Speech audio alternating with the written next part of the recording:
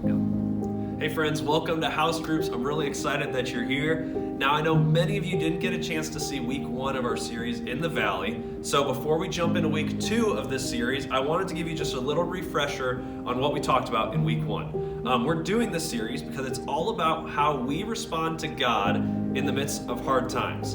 And we're doing this because I know every one of you is either in the middle of a tough time right now, coming through a tough time, or they're about to go through a tough time and you just don't know it yet.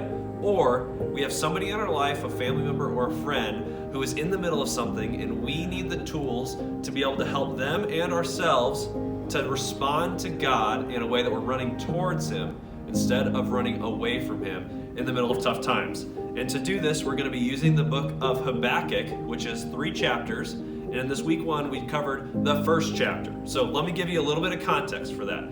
Habakkuk was an Old Testament prophet who was speaking to his people group, and an enemy nation of Babylon was about to come and invade their land and kick them out of their land. And they would be essentially homeless in exile.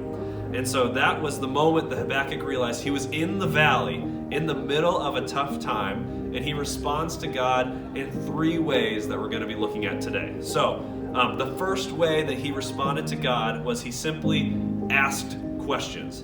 His response was to ask. And specifically, the main point that we talked about in week 1 was that we need to give ourselves permission to ask God tough questions.